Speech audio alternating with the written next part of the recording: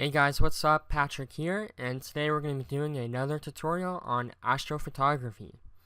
So in today's video, we're going to be talking about how to shoot the Milky Way in heavy light pollution. In the description, I'm going to link you to this website, which is a light pollution map, and this will basically give you an idea of what kind of light pollution you're in. I will also link this website, which goes into depth about these colors of light pollution, so you can get a better idea of the light pollution that you're in. So for where I'm in a zone of about 7 to 8, more of an 8 zone, and I could shoot the Milky Way and get a lot of detail out of it. So here's the result that I got from that session. I stacked about 60 images, as well as using a gradient removal tool, and then I just did some post-processing, such as adding contrast, adjusting the color balance, noise reduction, all that kind of stuff. And we're going to go over all of that in this video. Hey guys, so after making this video, I realized that I didn't really go over how to take pictures of the Milky Way. So I'm going to briefly go over this, but I'll most likely make a more in-depth tutorial later on. But basically, once you have your camera and your tripod, your intervalometer, whatever you have, go out to a place where you're not actually facing lights. I know that may be hard in the city, but if you are, if you can't find a place where you aren't facing lights directly, that'll be best. I know eventually maybe a few miles away there are going to be lights, probably from neighborhoods, whatever, but at least right in the direct vicinity, try to aim away from lights, and that'll improve your picture by a lot. Okay, so that is the most important part.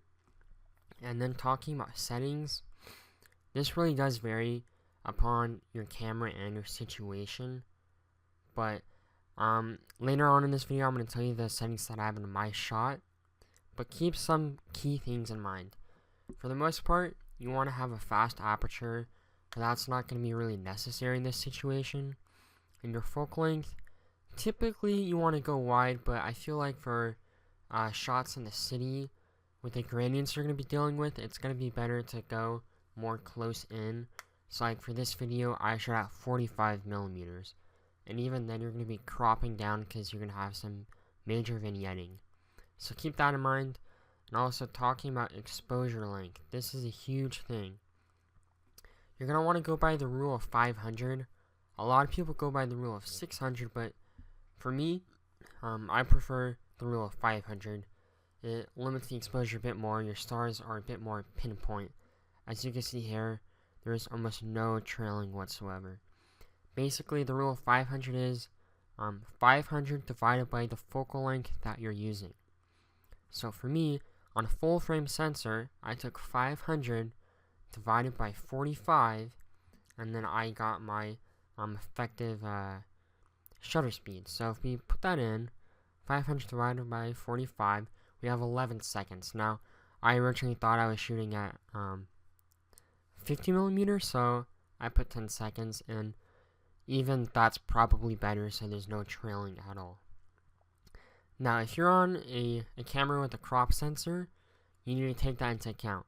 So for this example, we're going to consider a Canon lens, and most of those are at a 1.6 crop factor. So let's say we had a 30 millimeter camera, or actually 35. Okay, so you're going to take 35 and multiply that by 1.6. Okay, and that gives us the number 56. So now take 500 divided by 56, and that gives us 8.9. So your exposure should probably be, in this scenario, try 9 seconds out first, see if you're getting trailing, zoom in on the picture to see if you're getting trailing. And if it is, zoom back out and see how bad it is. And this, there is trailing, but it's very, very minimal. In fact, let's, well, not zoom in that much. Okay, zoom in a little more. You see, there is a little trailing, but it's so minimal that it doesn't matter. So if it's like that, then it's probably okay. But if there's more trailing, I would say go down to 8 seconds. Alright guys, so I hope these quick tips help you out a little more. As I said, I'll do a more in-depth tutorial on this in person later on, and then I'll go into more depth. But for now, these should get you started. And alright, back to the video. Okay, so the program I'm using today is called Pixinsight, and this program is pretty expensive, so keep that in mind. But it's expensive because this is actually mainly for DSOs such as galaxies and nebulas, all that kind of stuff, but this is a very powerful program, so I use it in cases such as shooting the Milky Way and heavy light pollution. There is, however, an alternative, a free alternative called DSS, that is Deep Sky Stacker. That's a free program where you can stack images, and it works very well, so I'd recommend getting that. One of the steps we're going to be doing today, as I said before, is doing a gradient removal, and that's mostly for the light pollution. DSS doesn't have this option, so you're going to need to look for this option for other programs. A very popular plugin for Photoshop is called Gradient Exterminator. I'll leave a link to that in the description, and I believe you could get a free trial on that, and it works pretty well, so as I said, I'll leave that in the description. If you guys don't have Photoshop, then I'd just recommend doing a Google search in general for a different gradient removal tool. And still, if you can't do that, stacking should be okay in the end. You won't get as good of a result, but it'll still work out pretty well. Okay, so let's get started. This is one of the single exposures that I took about a month ago, shooting the Milky Way just in my backyard. So again, and a light pollution level of about 8 on the Bortle Scale. Okay, so you can see the Milky Way just a bit. It's barely there, but it is there. In the settings for this, I was using a Canon 5D Mark III. The focal length was 45 millimeters, and that's on a full frame sensor, so keep that in mind. The aperture was f2.8, the ISO was 800, and the exposure time was 10 seconds long. Okay, these settings will vary depending on your camera and location, so keep that in mind as well. Okay, first thing we're going to do in Pixinsight is we're going to register our images, and in DSS, basically you just open up the picture files, which are called the lights in this scenario. That's your actual data of the Milky Way, and you're going to add those files in. It's the same thing for here and also for DSS, okay? So let's just go in, and these are your raws, remember that, okay?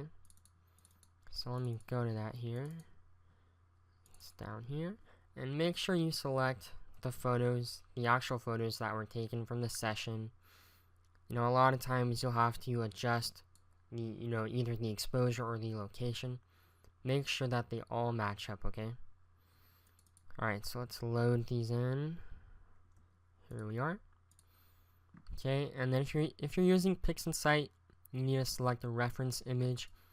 DSS doesn't need to do this, so yeah, just click one of the pictures that are in that sequence that you just uploaded here. Okay, now we're going to pick our output directory.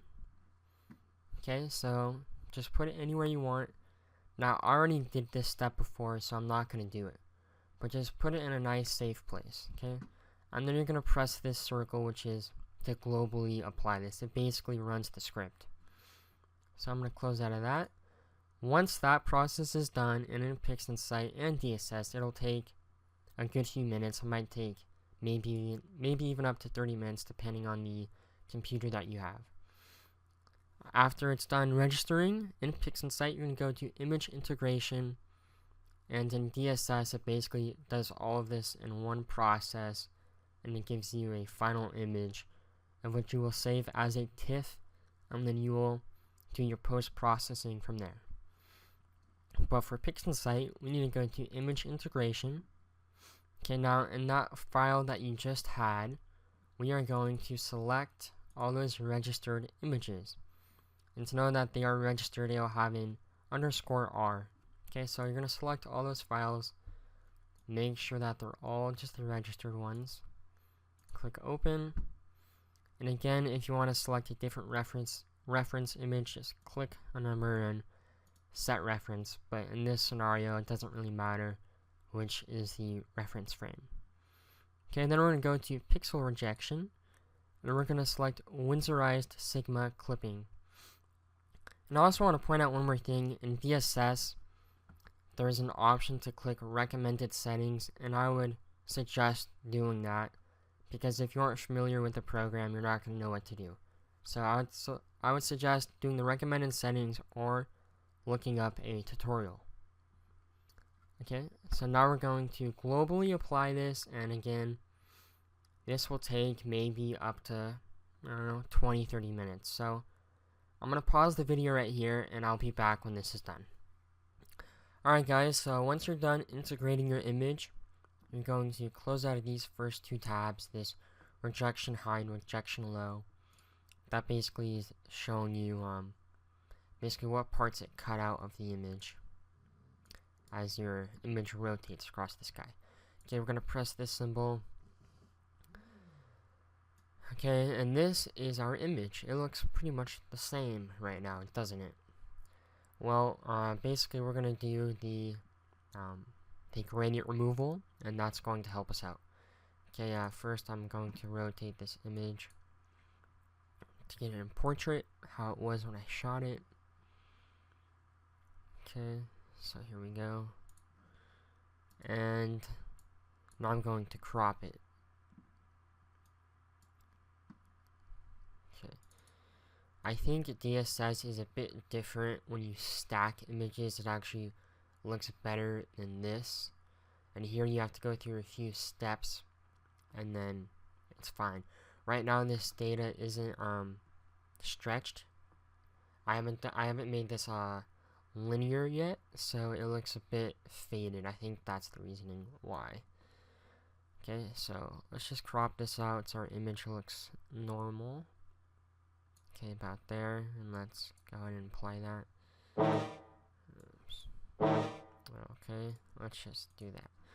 Okay.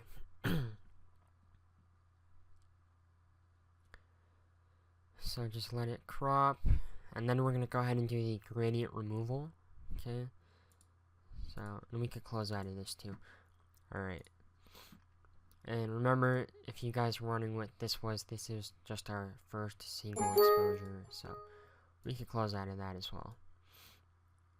Okay, so now we're going to go into dynamic background extraction. You can also do the automatic version, but I would recommend doing dynamic. Okay, so we're going to generate, and as you can see here, these points are on our important data. It's on the Milky Way, which is what we don't want. So we're going to go ahead and delete these points and be somewhat generous. I know in some parts you can't really see the Milky Way, but you're going to delete points even after. See, like right here, you can't really see anything. We're going to delete those points because there actually is some valuable data there. So even all the way up here. Okay, let's delete those real quick. For sake of this video, I'm not going to be perfect about this. Once you go to this step, you're going to want to mess around with it a bit to get it just right. Okay, and then target image correction, we're to subtraction, apply that. Okay, and here we go. This is basically showing us what we got rid of. This is the gradient here. And here we go. Here's our new image. And as you can see, there's a lot more data here. It looks a lot better than this because of that gradient removal. Okay, so as you can see, there is still a bit of a gradient here. It's a bit red actually, and that's going to show up a lot once we do our contrast and all that. And it's also a gradient up here. So again, I would mess around with that a bit more to fix the gradient. It might take a bit, but it'll be worth it in the end. Real quick here, I'm just gonna add some more points. Again, I would spend a lot more time on this if I was doing this for real. And this, you see we have this red mark right here. If you have that and you still want that mark in there, increase the tolerance.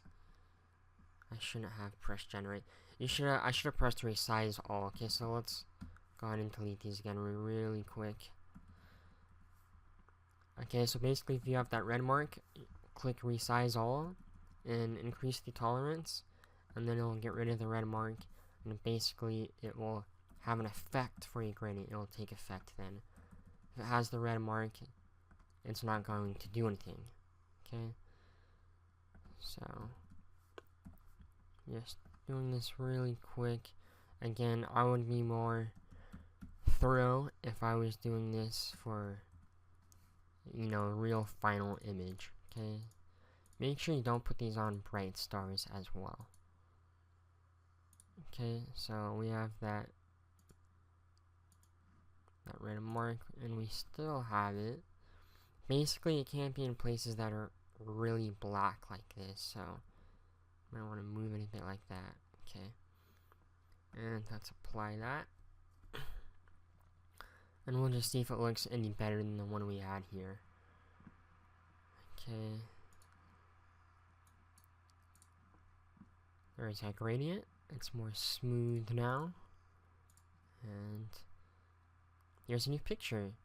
There is a huge difference already just doing that, this compared to this. So be thorough in your gradient removal, guys. It's important. Again, I would go a bit more aggressive in this bottom right part, so let's actually do that really quick here. I don't want to spend too much time on this. Okay, so just put another one in there, and we're gonna increase this to 1. See if that, okay, we'll put one more there as well. Alright, and now I might have done it too much, I'm not sure. Okay, let's let that load up. Okay, here's our gradient.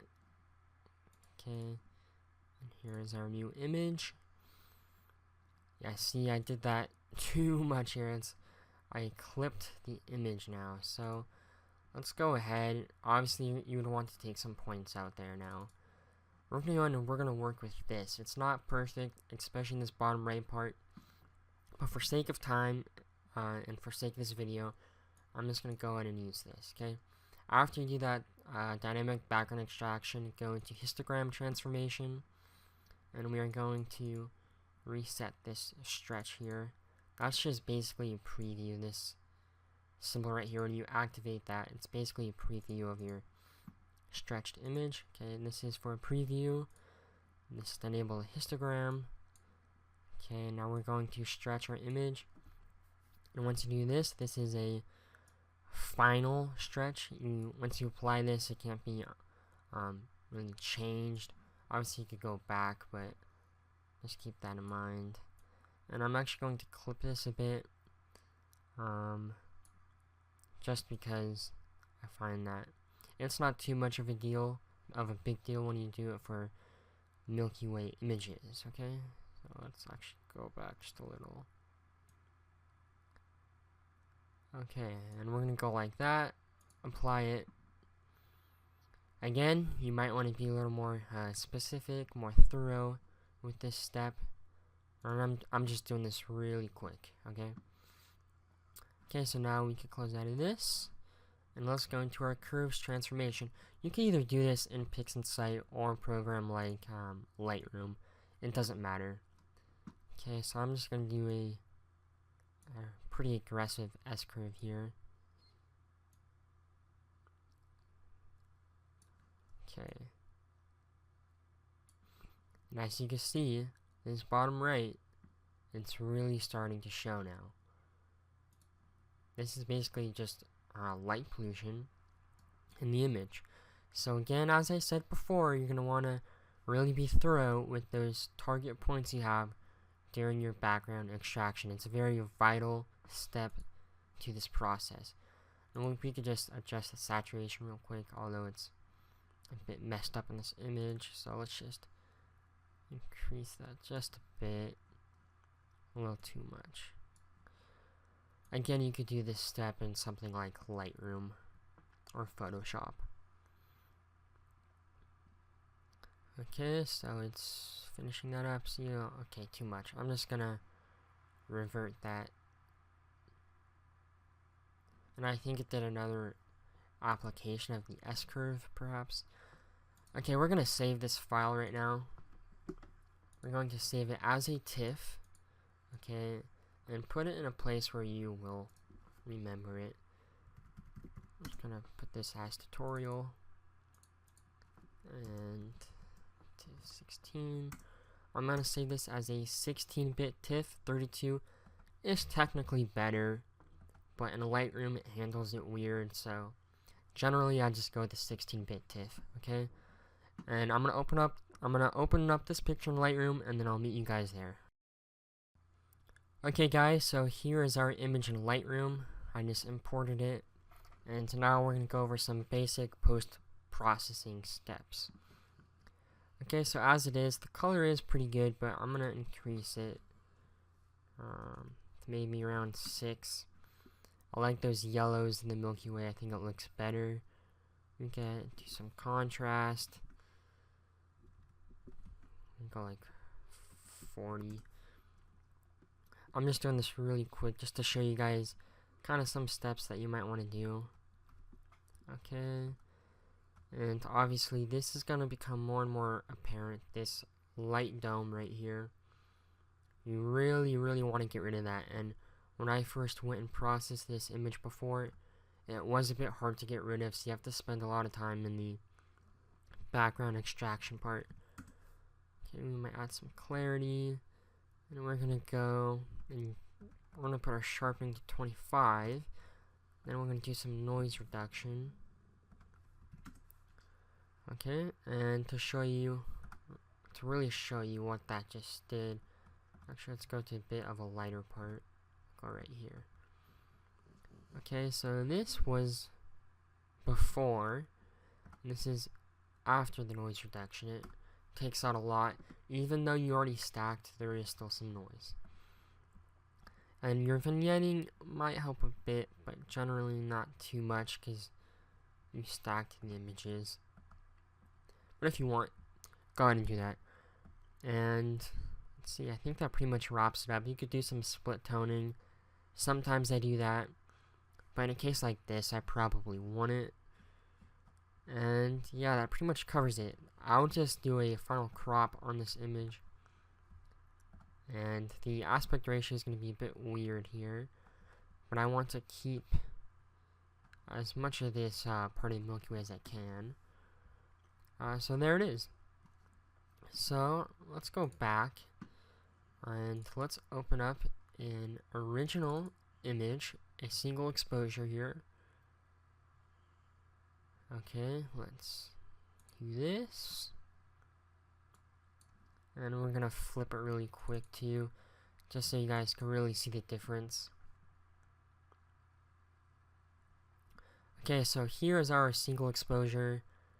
This is what we started out with. We stacked about 60 of those, and then we get this result.